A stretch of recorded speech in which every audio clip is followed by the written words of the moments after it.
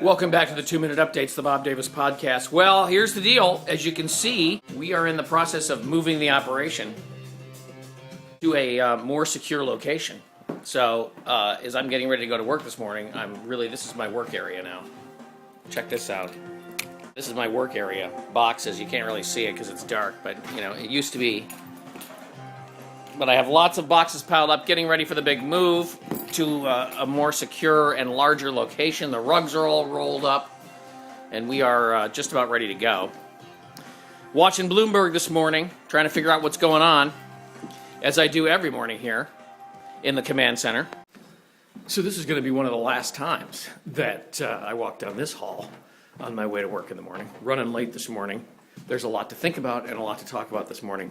Chief among all the topics this morning, although, again, I don't know how much time we can spend on it because, quite honestly, I don't know how dialed in people are to it, but you're going to get dialed into it real quick because there's going to be a financial crisis due to this European problem. Here's what happened in the last 48 hours. The Europeans thought they had the situation under control, and then the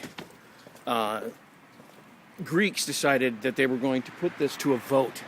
God forbid the people should have anything to do with adding more debt to their country and making life more difficult for themselves. So the Greek Prime Minister wants to put this to a vote, and that has just put everything in an uproar.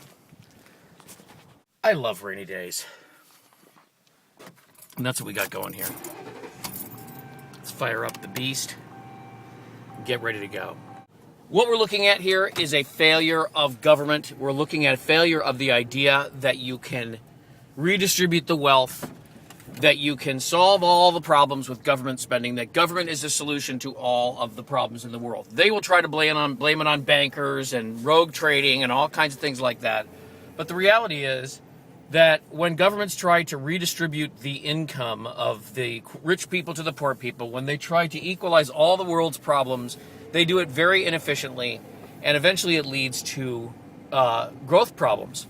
The European problem is a growth problem. It's not a banking problem so much as it is a problem with economic growth, and we are going to have the same problem in the United States because we are not doing things that encourage growth and the development of prosperity, because we've decided prosperity is unachievable in this country. We've decided that we're on the decline and that there's nothing we can do about it and except grit your teeth and bear it and just go on. So I just got to the station. I'm a little late. Tom's in there talking to Andrew, getting ready for today's show.